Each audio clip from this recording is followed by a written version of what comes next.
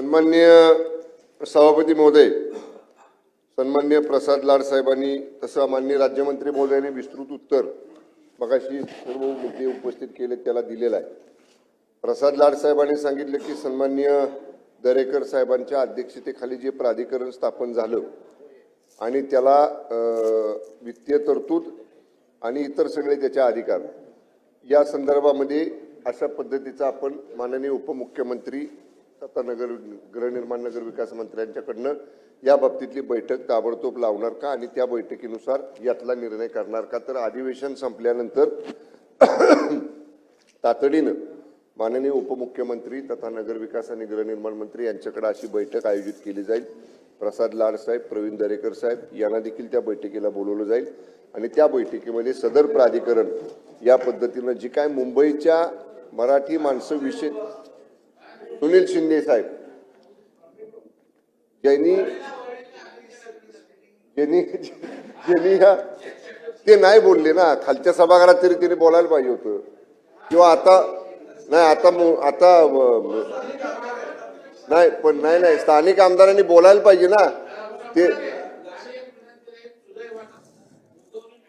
ते नाही बोलले ना, पण ते बोलले पण त्यांनी बोलले पाहिजे ना।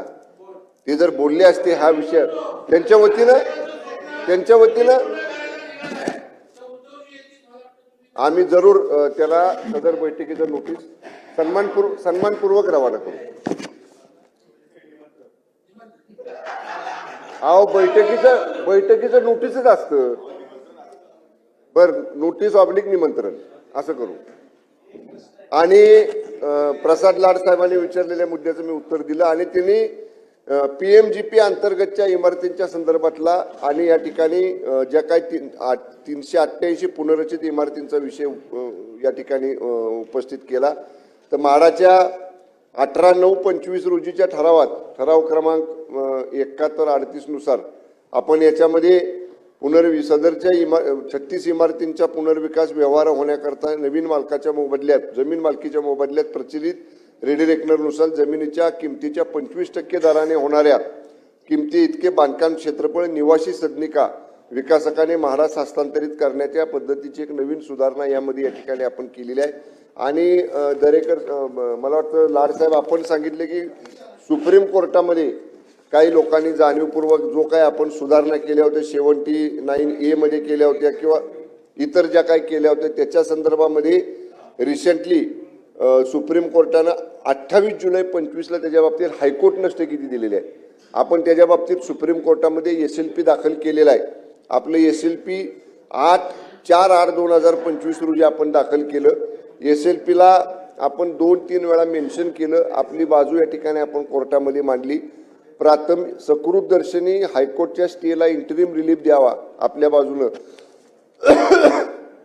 म्हणून प्रयत्न केला, पण इंटरिम रिलीफ मिळाला नाही।